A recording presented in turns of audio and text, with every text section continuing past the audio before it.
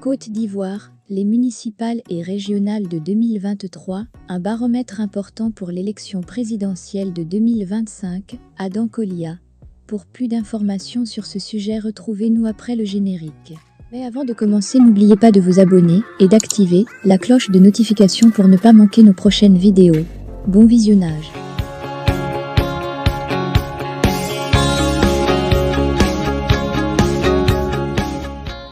Le samedi 29 avril 2023, les candidats à la candidature du PDCIRDA se sont réunis à la résidence privée de Daoukro, chez le président Aimé-Henri Konan Bédié, pour discuter des élections municipales et régionales prévues pour le 2 septembre 2023. Pour Traoré Adam Kolia, les municipales et régionales de 2023, un baromètre important pour l'élection présidentielle de 2025.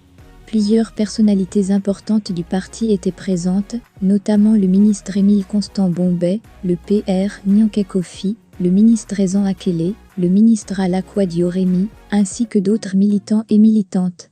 Lors de cette rencontre, Traoré Adam Kolia, vice-président du PDCIRDA, coordonnateur du Grand Conseil régional et délégué départemental de Daoukro 1, a souligné que les candidats à la candidature se proposent volontairement pour jouer le rôle de commandant sur le théâtre des opérations pour les batailles démocratiques à venir, dont les élections municipales et régionales prévues pour le 2 septembre 2023 sont les plus proches.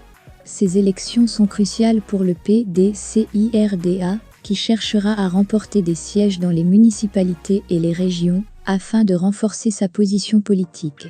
La réunion avec les candidats à la candidature a permis au parti de sélectionner les meilleurs candidats pour représenter le PDCIRDA aux élections et de s'assurer que les candidats sont bien préparés pour les batailles politiques à venir.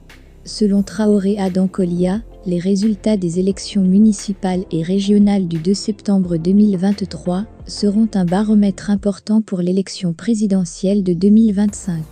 Les résultats de ces élections donneront une indication de la popularité et de la force du PDCIRDA, ainsi que de sa capacité à mobiliser ses électeurs et à remporter des sièges dans les différents organes élus.